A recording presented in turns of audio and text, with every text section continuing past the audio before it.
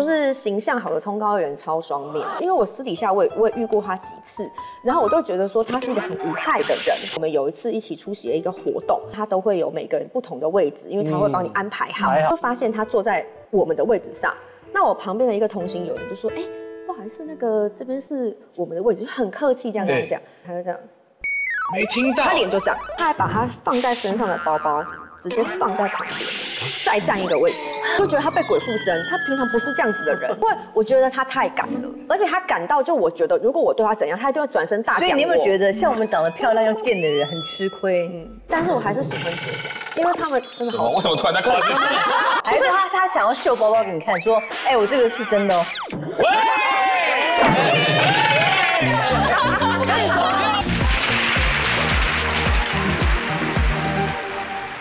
有的时候我们会很讨厌别人在那边讲八卦，就是聊天聊到一半，在那边说什么，哎，你知道吗？你知道吗？我觉得为什么要这样子呢？要讲，我们今天直接做一集来讲，就是直接讲八卦。讲真的，人世间少了八卦，是不是还蛮无趣的？好像要知道一些我们说的小秘密。我们说的八卦不是说重伤别人哦，而是说真的是有这件事，是这才叫八卦。但是今天有些人是八卦的受害者。可能是因为以讹传讹啊，道听途说，所以他们今天有些人也要来澄清一下。有澄清的，然后也要有提供八卦的。如果八卦够精彩的话，我们有好久不见的小本本。Oh my god! Oh my god! 让你们把那个事件的主角写上去。哇塞！然后我们会印成那个很多册海报，发送给观众，发送给我们的。什么意思？我们干嘛写？我们可以直接播放出去。不是因为以前康熙来就吃掉，那很无聊。我们现在要创新啊！你都记得吗？以前的那些，我真的不记得。真的假的？真的。好，所以今天请到那个五位嘉宾，都是有被陷害、有被诬赖，然后也知道很多八卦的人。没错，我们等下就一一让他们上这个八卦台，来好好的陈述一下。我觉得私下应该是一个很容易被诬陷的体质，非常。你看我背后都是茧，超多，就是全满的那种。我刚开录前我还拔2只，有比我多吗？我觉得应该差不多。我茧都是很刺很深。可是我觉得你的那个还穿出来，我还好。你的是因为知道你的人，就是你出来讲个2句，大家就说你看吧，这个都是假的。可是到现在都有人觉得我老公每天在打我，哎，没有吗？没有吗？没有吗？乡民哦，一个礼拜你是网友哦，一个礼拜1次而已。对了，乱讲，没有大家说的这么多啊。不是，我这把等一下，粗到现在还没拔出来，哎，可是。你老公打你这个事情是不可能的事情啊！可是就是有人会相信哦，然后还会有人跟我老公说：“哎，你娶到小 S 是不是很倒霉啊？他这么尖酸刻薄，他应该对你很凶吧？”这个东西，我老公到我们都结婚已经10几年了。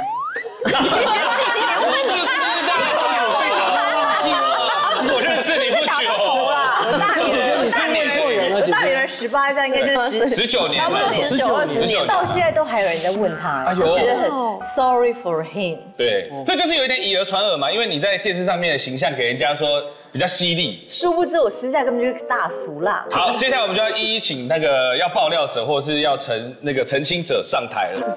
你觉得要第一打头阵？谁觉得自己最冤的举手？我应该蛮冤的吧？我应该举手代表你们没有很冤，就还好，是到多冤了啊？你不知道其他人多冤呐？我们知道比起来，不要比嘛，你就是说你觉得我的话就是那种青天到来会击鼓的那种，你知道吗？哦，那你先上来，来吧，需要击鼓，有这么击鼓？我觉得算击鼓。有超越家暴吗？其中有一个快要超越家暴。好，我觉得有，我觉得有。第一个比较无聊，就是我刚出道的时候啊，蛮多人觉得我是喜欢男生的。就算对方你是同志又怎样？没怎么样，只是那个时候刚出道，它好玩的地方是在于，是我的家人陪他们大学同学去试镜，然后那个试镜的主考官就是那种，你知道，可能他们是属于模特或者什么广告啊，然后他那个主考官的态度就是一副那种，他认识我非常久，可能就坐在那，然后就站在就。像我跟你说，这个圈子就是想要对一些可能新人洗礼，你知道吗？就可能你们上4位绅士们要听我的，所以他坐在那边有一点像累妈妈桑，然后坐在那很端庄的说，这个圈子我跟你说不是你们想的这个样子。你看像这个社会很多人都不一样，你看像这个微风很不错啊，你看他喜欢男生这么久，你们看不出来吧？然后直接讲出来，直接讲，而且是指名道姓。然后因为我的亲戚跟他朋友一起去试镜，然后出来之后，他那个朋友就转过来说，哎，你那个亲戚他喜欢男生，你不知道这样子，他就说他没有喜欢男生啊。还是说你曾经喜欢过，但是你压抑了？对，曾经我在国中的时候没有，我没有，我一直都是直的，一直都是直的。有些人是不敢打开柜子，因为顾及自己的形象。其实我在上来讲这个故事的时候，我有料到这个后果，就是他可能会逼我强行出柜的感觉，就出柜。所以你到底有没有在柜子里吗？我没有。你有没有柜子？我的没有柜子，我家里你家没有柜子？我家有柜子。他东西都要放在外面。跟你们节目主持人都很辛苦，要很小心。所以曾经玩啦。曾经玩，这是第一个，就是说，但是我还是非常喜欢大家这样子。但是因为我就曾经被谣传过很多，还有什么说我到处跟男生一起玩，然后3个人一起睡觉啊，什么类似这种。听起来好真哦。对怎么会啊，这样子？你说3个男生一起睡觉3个男生一起睡觉，这还好吧？只是纯睡觉，还是说有玩什么东西？有玩。他说这3个人我是先去，他们亲眼看到我们在 gay bar， 然后2个人互相拉鸡之后，又带了一个男生，然后3个人一起出去。然后他据其中一个人表示，他跟我在motel 里面玩得非常开心。玩什么？就是该怎么玩就怎么玩。但是这是被传的，是不是？这是被传，而且这是我的亲戚一样转述给我说，你是不是到底是不是出柜？这样就是，就是会问我说，因为对方讲很细节，我说我那天在台南呢，我说我在台南出外景。是在台南玩是不是？不是，是台南哪一家旅馆？台南的 motel。包栋吧，你应该是包栋吧。台北好不好？我不在台北那天。那你有没有去 gay bar 吗？我 gay bar 这辈子有去过大概3到4次。所以你也喜欢那边的氛围？我觉得那个很可爱，那个氛围是很勾追的，非常可爱。所以你有就是结束之后，你有带过 gay friend， 然后去哪里续拖吗？有去正常的地方续拖，还是你喝醉了就不记得？没有，我会记得，多正常的地方？就是一般的酒吧啊，就不会去说，只有2个人单独一些暗暗的或一些密闭的。对，就是3个人一起去酒吧。对，3个人一起，没有。然后等到喝挂之后，又有在下一段，你就完全不记得。所以请问，如果我今天不出柜，是不是这段结束不会？我感觉是这样子。好，你先在本子里面写 Are you a gay? Yes or no?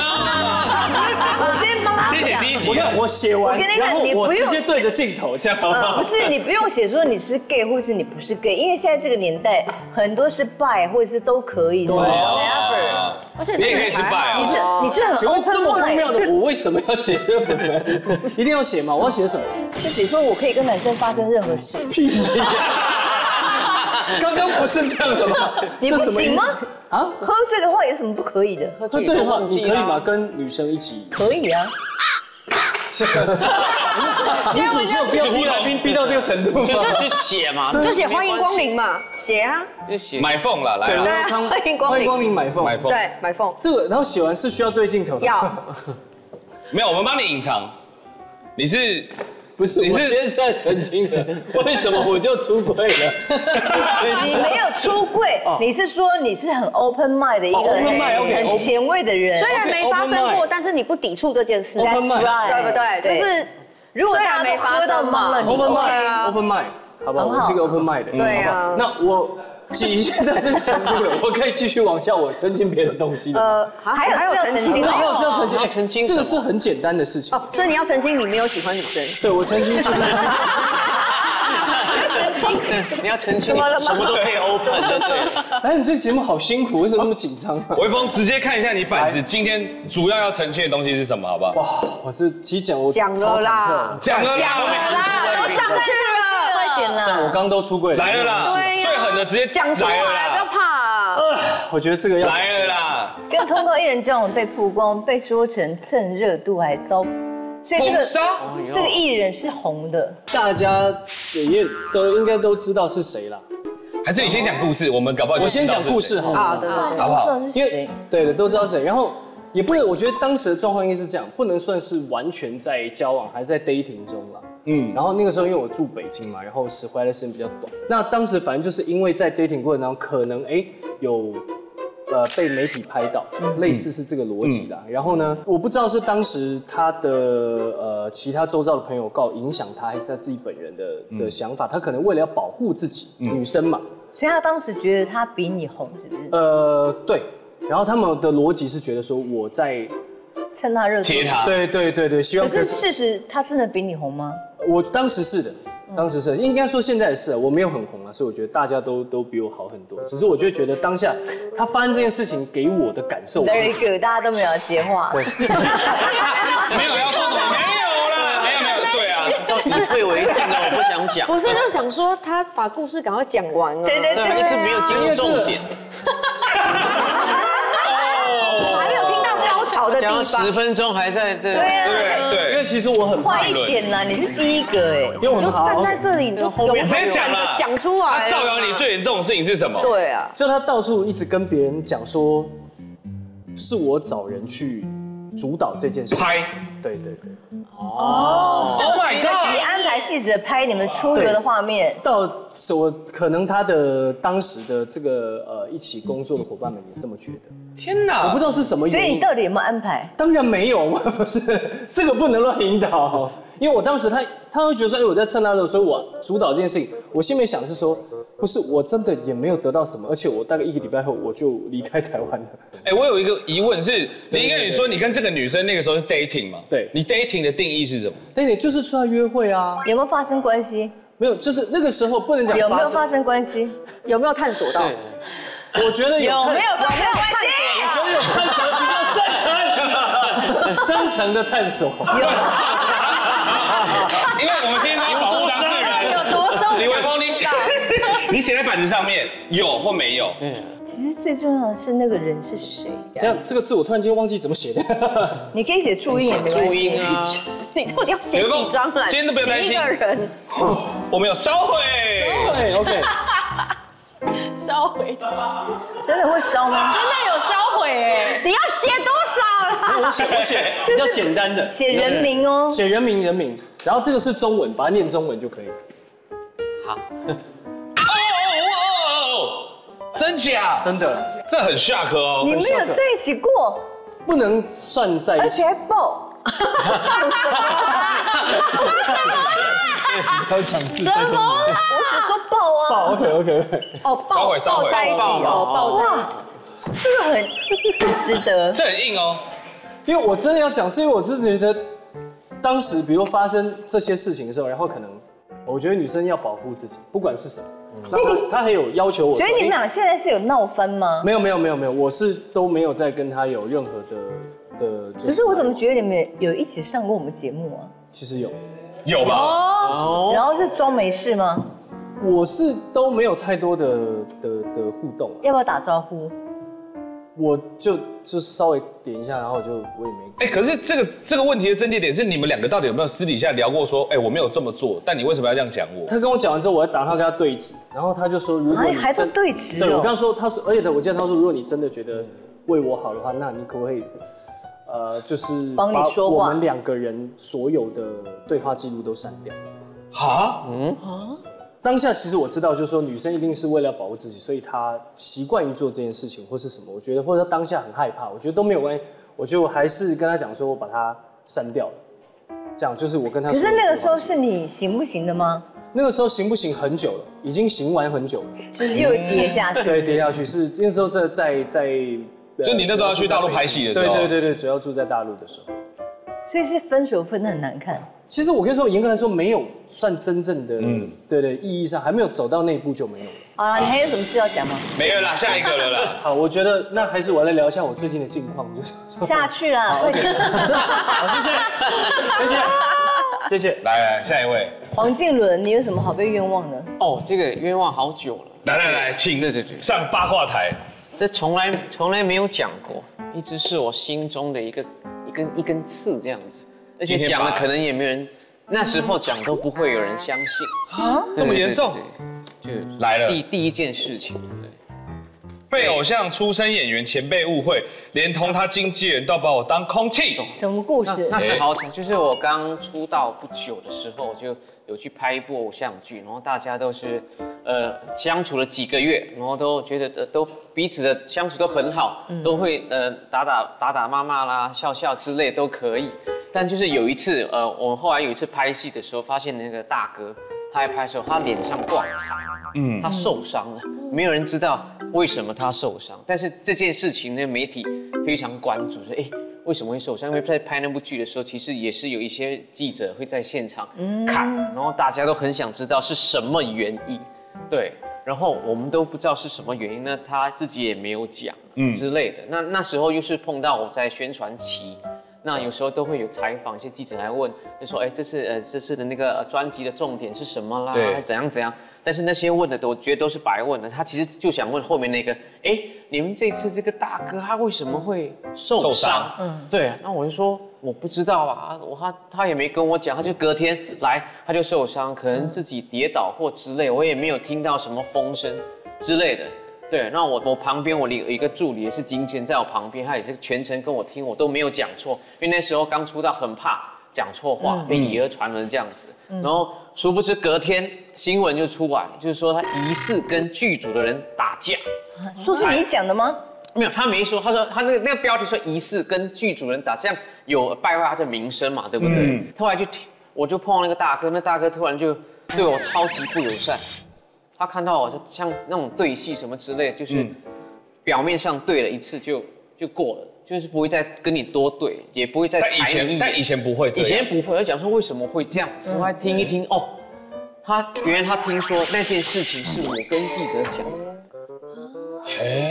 那个记者你有跟他解释吗？我要跟他解释，然后经纪人也很 shock， 他说为什么会被传到这样子？对，想要跟他解释，但我觉得这个大哥他可能他有我们觉得他可能有一点点被害妄想症之类的，他听不进去，他都不相信，他就觉得就是你，他觉得就是你讲，因为我觉得那时候同台的演员都有一些知名度，我可能最菜，所以可能那个记者要从我这边下手这样子，就是说害我这样子，然后我想说我想要解释，他都完全不相信。那个大哥是当着面说黄靖伦这件事情是你讲，他没讲，他就是对你很冷漠，很冷漠，然后被你发现，他冷漠到全剧组应该都看得出来，这两个人是怎么一回事这样子。而且不止这样子，是那个时候那个记者来说，不是他的问题，是他那个总编要这样子做的，对，然后我们要甚至他的那个经纪人，因为那时候我是很有礼貌了，经纪人。同一台电梯这样子，我说什么姐你好，他把我当空气，那个嘴脸我到现在还记得很清楚。我叫他什么姐，他这样，从电梯里面大家都听到我叫他，他不理我，完全不理我。哇！而且我想说，好像你好歹是知名的经纪人，你怎么可以就是不分青红皂白？对，好，把那个误会你的那个先生写出来。连经纪人都要吗？你经纪人写了我们会知道，知道啊，要我们看得懂哦。一定看得懂，对。哇，好刺激哦！这没有讲过。哈 ？What？ 这么惊讶？他人是蛮好，但自从发生那件事之后，完全变了一个人一样。对啊。天哪！烧毁。那个时候算蛮红。对啊，他就是听不进去。他们两个都很红。对，都很红。他经纪人也很红，也很红。所以他才有写的必要嘛。对，就是我们现在看到他都要叫他一声姐。连经纪人。好了，不多说了。这两个人都很红。对。哇。所以超远，因为现在我跟谁讲，谁都不相信，而且不要猜测。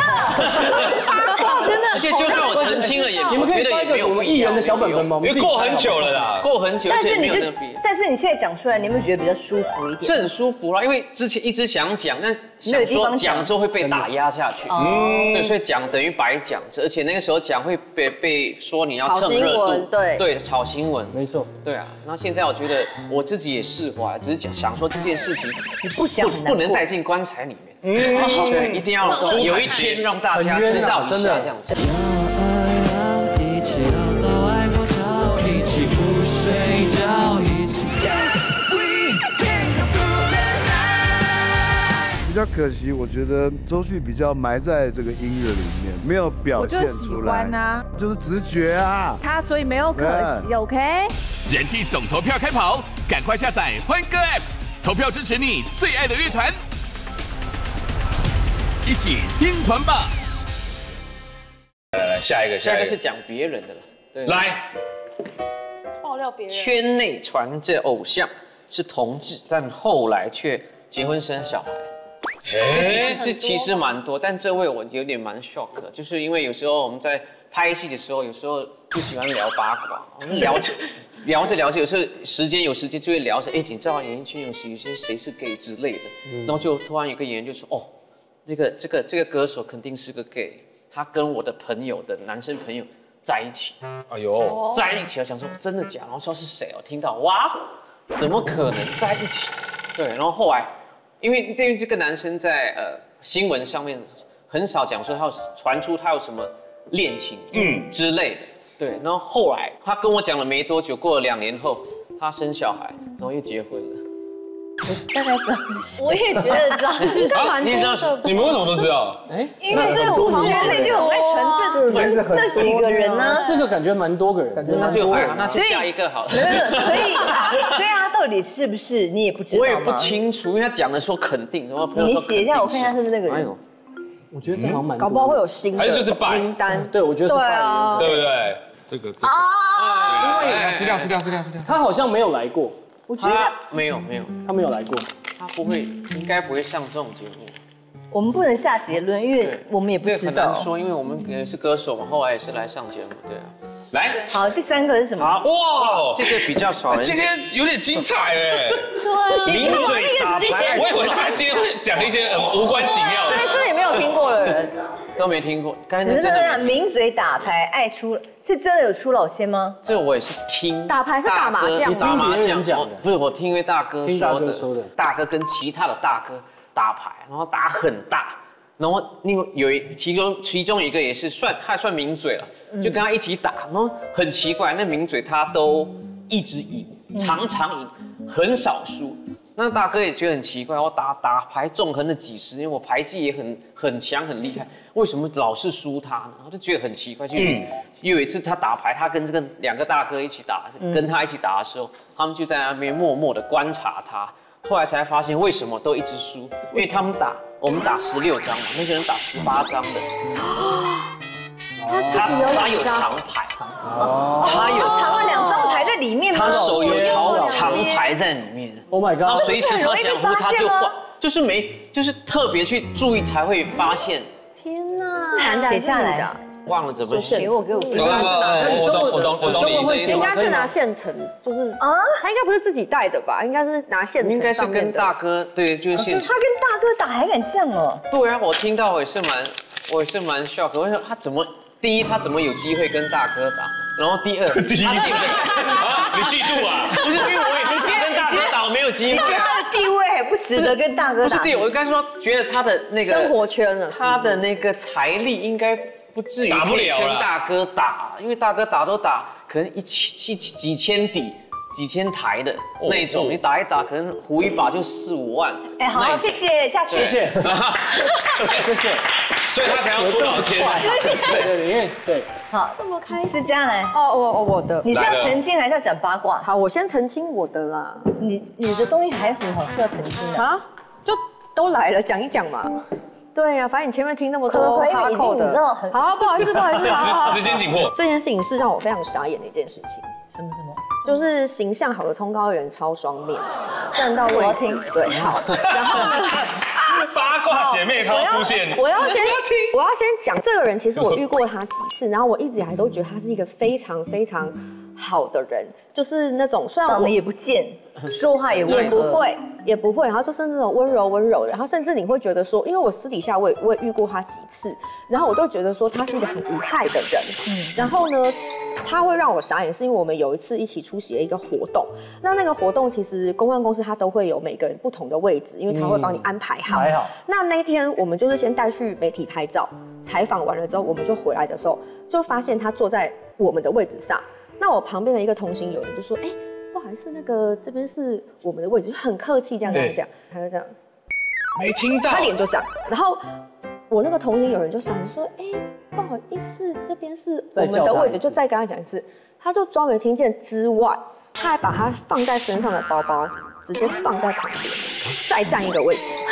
他怎么了？他怎么了？他就这样放着，然后就再占一个位置，然后我们2个又闪，因为等于是他占掉2个人位置，他本来只坐了1个人位置，他就听到第二次就把包包拿起来，然后再放在旁边，然后再占一个位置。他那个表情是你平常根本不可能看到的，不可能的，你就觉得他被鬼附身，他平常不是这样子的人。那你怎么办？你去做啊？不是，然后我们就傻眼嘛，然后你知道灯光就暗了，因为那个活动就开始了。那我们俩不可能再站着嘛，所以我们就去，就是做了我们，然后它是一个长条形，所以我们就是跟其他人挤在一起，然后就会说，不好意思，可不可以请你们再往这么移点？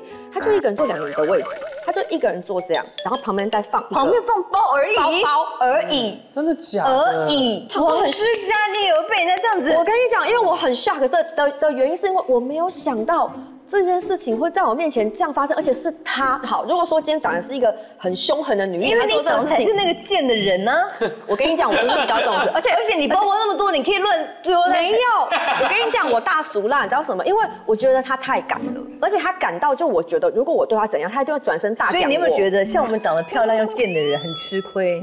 但是我还是喜欢这样，因为他们真的好。为什么突然在夸自己？讲到中间突然有2个女生在自夸，不是，没有，因为真的长得很无聊的好人，见到不行，超喜欢惹事的，而且你知道吗？无聊的好人，而且你知道吗？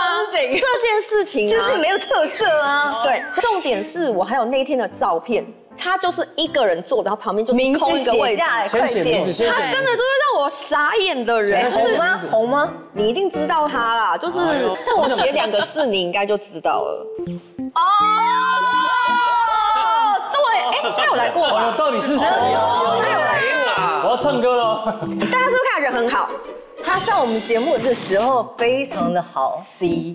这些讲故事都是温馨，然后可爱，就是对，所以我遇到他的时候，他都长得超不贱的，超不贱，而且他是那种笑脸迎，他看着他就会说你好，你好这样子的那种，就是超级 nice 的人。年轻的还是我认识吗？是最近发生的事吗？去年，就去年。还是说他就是单纯不爽你？没有，不可能，因为我私底下遇过好几次，所以我跟他算是认识的。真的有聊天，就是可以打招呼聊天的那种。但他就是在看秀那天疯了，疯了，刷丢了，刷丢了，好怪哦。可能他太喜欢那个位置，这我不知道。还是他想要秀包包给你看，说，我这个是真的哦。我跟你说，不可能，你知道什么吗？因为我那时候还没出事。没什么好笑的。出事前啊，出事前呢。好，来，我撤退。不好吃。谢谢思佳。张琳先做好心理准备，你可能讲不到，因为我觉得你讲的。我刚也一直，我觉得你会很精彩。小布老师，想一下哦，因为刚刚 S 姐特别提说可以那个申冤，对，我想讲一个不是在脚本上的。好，来了。不会是跟我有关吧？没有，跟你无关，跟你无关。其实我这个故事跟静伦有点像，就是也是被一个很资深的艺人的经纪人误会，对，然后但是这件事情也是已经过了10几年，但是我觉得非常委屈。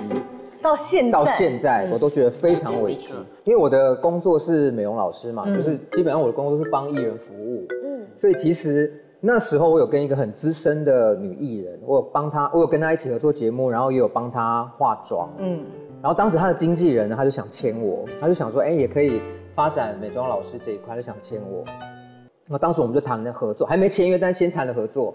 然后有一次他就带我去认识一些媒体，然后当时呢，就是那个经纪人也在，然后我们就加了那些媒体的联系方式啊，加了 email 什么的。然后就大概过了1个礼拜之后，我就收到那个经纪人写了很长一封 email 骂我，真的是劈头大骂那种。他说他在演艺圈这么多年，他没有见过像我这么不要脸，就是什么过河拆桥，然后偷用他资源。他说我，他就骂我。对，那我就不知道为什么。对，我根本什么事都没做啊。就是只有中间就是那个媒体有跟我邀稿，邀了一篇稿，他有跟我用 email 邀稿，但是我写完之后，我有 CC 一份给这位经纪人。对，所以这个经纪人是知道我做了这件事情，他也知道这个媒体是有跟我邀稿，但我就不知道，我就收到这个经纪人就是真的是因为那篇稿吗？我到现在都不知道。到现在 right now RIGH 是 NOW 我都不知道。那你有问他说，请问一下我过河拆桥的原因是什么吗？然后当时我当然有回信给他，我就说，首先如果我要利用你的资源，我早就利用，我为什么要等到这个时候？对，所以其实这件事情是我觉得非常非常委屈。当然我们后来在摄影棚，我有在碰过那一位经纪人，然后我就是有跟他主动跟他打招呼，因为其实事情已经过了十几年了，然后他也有跟我打招呼，对。所以算是和好了，也不算，因为其实至今我都不知道为什么。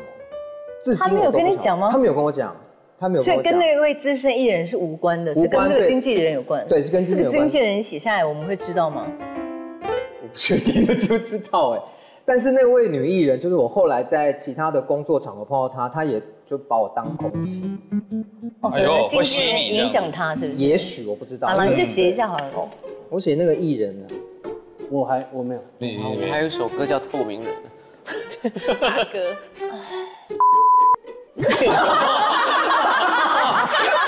你会不会太冲反应啊？太冲了，是不是？稍微。好，来，你还其他什么本？其他觉得突然觉得其他好像不太精彩。那也没关系啊，我觉得刚刚那个讲真的。一模妆前妆后那个不用了啦，对，那个不用。对啦，很多明星妆前妆后也差很多。好，那个抽烟那个很好，这个抽烟那个很好。不开拍，先抽烟啊。这个说实话，这个不是我自己遇到的，是我的不是听过，就是我的非常好的朋友，他自己真实的经历。他自己的店是不是？对，他自己的店，他就开了一个甜品店嘛，然后借一个节目拍摄，然后那个节目就是要请这位金曲歌后来采访，然后因为这个金曲歌后他其实就是除了他会创作之外，他还会做甜品。所以他就是想要在那个节目里面展现他做甜品的技术。我觉得你要不要给太多的线索？然后呢就迟到了大概快3个小时。3小时？对，然后呢迟到的原因是因为他去做指甲。迟到就算了，因为你知道难免，我觉得艺人迟下到也是很正常的事。3小太多了。但是就是重点，后来到了之后呢，大家就想说要赶紧拍嘛。他第一件事就先冲去了厨房。他不想说啊，因为他可能是去找等一下要拍摄的那些，因为要做甜点嘛，要很多工具啊什么的。是，所以他第一件事不是，他是跑去后面厨房抽烟。抽烟这个我真的遇过一种，比如说像我这种看起来感觉很会抽烟，对不对？我是不抽烟的。可是我抽烟吗？强签的是这个吧？乡民出现。抽雪茄 ，OK， 超大的那种。我跟你讲，像我就是看起来别人会觉得我很会抽烟。我真的遇过一个女艺人，我被她吓歪，因为我突然间想到，她跟我约去吃饭，我们做包厢，她就那种形象超好，打死你都不相信她会抽烟的那种人。她就吃饭时她说，我好想抽烟，我怎么办？然后我真的没多想，然后那我就想说，那就叫人家拿个烟灰缸进来，如果她这么想抽的话，你可以帮我拿吗？我也没多想，我就想说不过就是要个烟灰缸而已，这样，我就下意识说，可以给我个烟灰缸吗？这样。然后一来的时候，那个人就要放桌上的时候，他就指着我说放他那边，就弄的是我在抽烟，我傻眼，我想说你怎么都会被弄这种？然后我就想说什么意思？他写下，这个可以写，这可以写，这个然后我傻眼，因为我比较想抽烟，我傻眼，那我先写，你先写，那我讲，我好像知道这个人。他就说放他那边，然后那我就想说啊，我好像也只能背这个，因为刚刚是我要的，我没想多吧，我就开口说可不可以给我个烟灰缸，他就拿起来，放他那边，然后我就这样，然后那个人一出去的时候，他就拿过来，然后就开始顶烟，就是很顺的那种，然后他就抽，然后烟就一直往我这里吐嘛，一直往我这里吐，然后吐完了之后，他还拿出来喷，就喷香香的那种，然后下一个人，然后烟灰就在我身上，然后烟灰缸在我面前，然后他超香。你为什么一直被这种平凡脸的人欺负？我不知道，但是因为我就是没有想那么多，因为我们两个就坐包厢吃饭，他就想。我只能说我们美艳的人真的很吃亏，因为大家很多人都以为我抽烟吧？对，我抽烟没有，你也没有，你也没有，我只喝酒。我已经受够了，我也没抽烟，我还没喝酒你先写。然后我跟你讲，我说我没抽烟，没喝酒，然后就有人说，那你吃药吗？我说我吃。总会有一个坏的，保养品啊，保养品坏的，我在夜店这样跳，你是不是有没抽没喝酒啊，你应该是有吃吧？不然你跳成这样。我说我出来听个音乐，减肥药没有。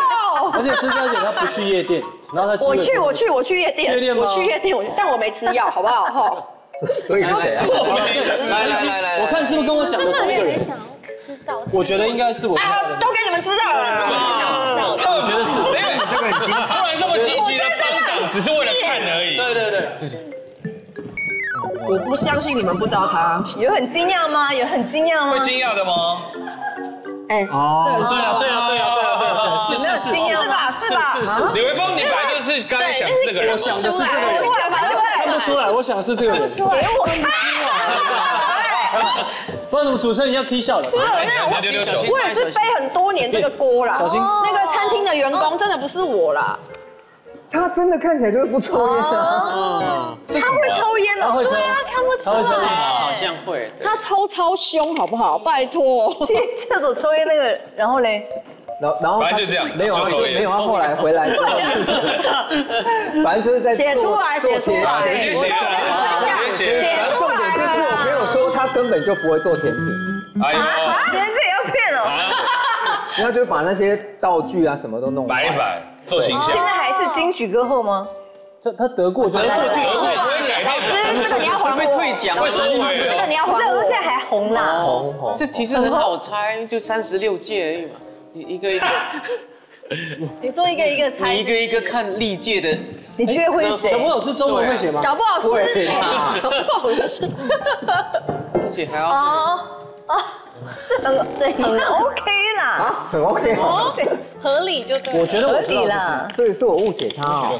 没有，他就是一个很做自己的人啊。哦，因为我觉得他人很好，他人很好啊。我没有接触过他啦，因为我是听我朋友说嘛，所以我才想，哎，怎么感觉好像跟我想象中不一样？可是他不会做甜点哦。我朋友说他不会。OK。所以你有吃过他做的甜点？没有，他只有跟我说要不要做饼干给我吃。那搞不好他真的会做啦，只是那次没做好。好，谢谢小布老师，谢谢。我如果今天没有讲到，你会走心吗？不会啦，但是其实现在也很多人就说我长得像 Lisa 或什么，就是靠修图啊。但是你其实说真的，大家谁不靠修图？稍微就是你知道嘴巴用大一点啊，或者什么的。对，我觉得这是很正常的。加上我最近其实呢，我皮肤况不好的时候，我其实都会用美颜相机这样修。但是我最近呢，其实真的不用，因为我用一个叫81洗面乳的，很厉害。哇塞！你们有听过吗？有，我也用过。真的。要数喝用，我跟你讲，对，很好用。这一罐洗面乳真的最近就是在我们美容界就是大火，要数喝用，掀起一阵非波澜常夯。很多人都在用这一瓶，而且除了他们洗面乳很好用之外呢，其实他们最近有推出一个全新的净肤仪，没有用过吧？我没用过。哇，你讲，我给我再来。所以你要现场示范给我们看吗？对，示范给大家看。欢迎小布老师，小布老师。是，今天我带来就是我手上这个净肤美容仪。哦，这是什么？你知道这个厉害的点就在于它洗完之后，你的脸会很像抛过光一样。真的？这么厉害？你大家可以拿来洗手，真的，它只要就是撸过去啊，你那个皮肤瞬间就很像那个剥了壳的鸡蛋一样。前面有这个刷毛嘛，1700根的刷毛，可以帮你的脸洗干净，然后后面还有一个这个。哇，这个是一个金属的导入头，哦，就那导入这种精华什么的。对，它可以帮助你的精华可以更好的吸收啊，然后可以导入，而且它还会发热，它是一个温感的导入。然后我们用的时候呢，就是把这个洗面乳你直接先挤在上面，直接挤上去就好了。我以为挤在脸上哎。然后呢，你就可以在手上这个开关打开，对，长按，然后你可以在手上先洗泡，对，先弄出泡沫来。好快就起泡了，对，哇，感觉可以洗得很干净，很舒服哎，很干净。而且其实我在用的时候，张琳应该有感觉到，它会有顿一下，你有发现吗？它好像会停一下，对，它每隔15秒就会停一下。为什么？因为要提醒你要换区域。哦，对，因为你有时候这么智能，太舒服，你就会在一个地方这样一直撸太久，然后过度清洁，对不对？对，过度清洁，所以它会提醒你每15秒。那它这个有几段啊，老师？就比如说它这样子这种震动，9可以多强？9段，对，9段。然后到第9段是有多震？哎，之前问这问题，我感觉没有其他的想法吧？我有点没有其他的想法。我只想说，只是在外面干嘛？我想知道，你叫你老公不要回家。这样他不要在，什么意思？你要澄清吗？你要哪里澄清？你要干嘛？你要干嘛？真正的原因是把它写下来。我是农工商的人物。 OK， 好。很多农夫在外面工作一整天，maybe脸就很脏嘛。然后或者是如果你是跟我一样，譬如说敏感性肌肤啊，你就用1到3段就好。然后日常保养清洁，譬如你是健康的皮肤，你就可以用4到6。然后如果是像那个 S 姐一样有特殊需求，可以到9。哎，请问到9是要怎么样清到什么程度？黑头粉是油性肌，深层清洁的蜡。还有女生不是很容易下巴长痘痘吗？哦，对，这个会有点颗粒啊，会震出来吗？它可以帮它就是很深入的把那些脏污都震出来。哎呦，你待会来摸它皮肤，你就知道，它皮肤真的会变非常非常滑。 OK， 现在洗完。来了。哦，到底会不会变白变透亮？而且老师，它上面有1700根，根本就是可以清除那些什么角质啊，那些脏污了，对不对？对，其实就是包括你的那个，哎呀，对不起，睫毛，没关系，睫毛，我用形象，你随便用，你随便用，我都已经萧敬腾。有点过度刺，你是台版 Lisa， 没关系，我是萧敬腾。我个人有一句名言叫做“清洁不到位，保养全白费”。对，就你的脸要洗干净，清洁很重要。这样可以吗？非常干净，看一下。好，因为我现在画很亮哎，哇，很亮，差太多了吧？你好像一个 rock star 呢，天哪，好闪耀，摇滚巨星有了。你完全素颜吗？而且你额头好亮哦，脸颊也是，你好像真的是一颗水煮蛋哦。不是茶因为叶蛋，你比较黑，所以比较像茶叶蛋。现在是茶叶蛋，对，皮肤好顺好嫩哦，是不是？额头在发亮哎。要不要给？这一看保水度就非常。你们摸摸看，摸摸看，摸摸看他的脸，可以摸吗？电到吗？你真的没有，有点手滑。很嫩嘞，对，而且我觉得水的那种很水，就很呆的那种，是真的，你只要用过，而且怎么感觉洗完感觉肤质更好？它有变亮。真的是洗完会让你瞬间皮肤变非常舒服。哎，真的哎，而且还没有那种肤色不均的感觉，而且也不会卡粉或什么的，好像比化妆还更漂亮哎。厉害哦！还没结束，我还没结束哦。你那个怎么就这样整支这样刚进去都 OK？对啊，你看我是整支把它，因为它是全肌防水嘛，防水很重要哎。所以你就是可以在洗澡的时候，你就把它边撸，尤其像其实男生也可以用，有时候男生你知道洗澡时间都会洗那种战斗澡嘛，就是时间很短。男生洗脸都随便在洗。对，其实你就拿起来直接撸就好了。真的假的？哎呦，感觉很需要。好，然后除了我们刚刚讲的，就是它可以拿来洗脸之外，其实我觉得它最棒的功能是保养品的导入。因为说实话，大家现在买的保养品都很贵，真的都很贵。所以如果说你要让那个保养品发挥它最大的功效的话，其实还是建议大家可以借助一些工具啦。是这个保养品，我们就是先涂脸上。我先擦半脸给大家看，好，示范半脸就好。这一瓶也很好用，对，这一瓶也好好用，好有名哦。对，它这一瓶精华也很好用。刚刚我们长按第一次，它就是单纯的震动嘛，你再按一下，它就会变成震动加温感，后面这里就会开始发热。哦，对，你可以感受它温度有一点热热的。啊，有点热热。哦，真的哎，这么快？几度？它几度？42度。哦，它是舒服的那种，舒服的热。舒服哎。对，然后你就是很简单，你就是靠着你的脸，好舒服哦。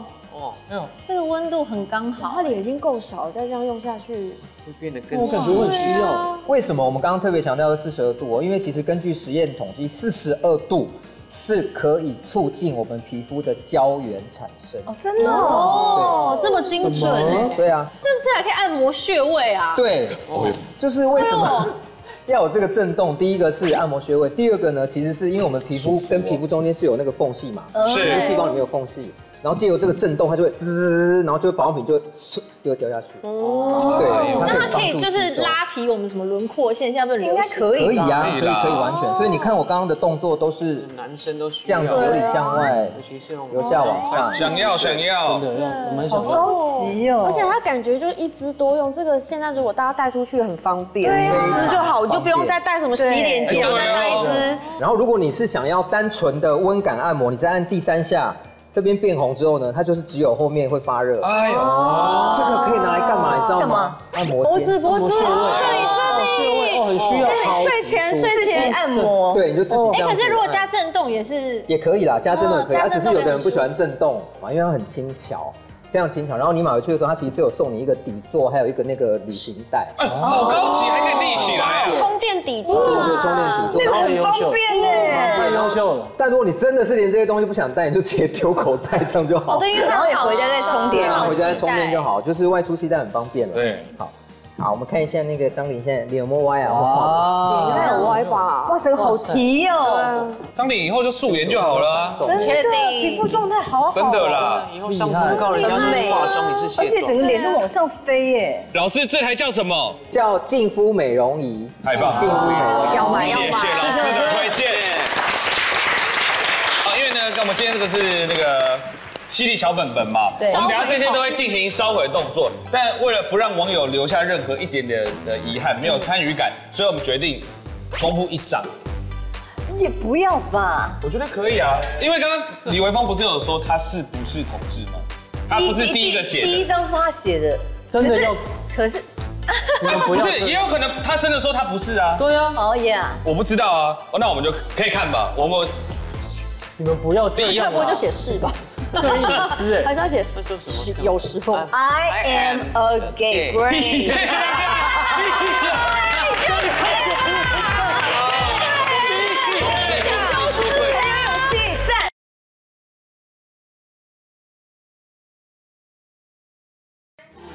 什么都聊，什么都不奇怪。哇，这句话好老派。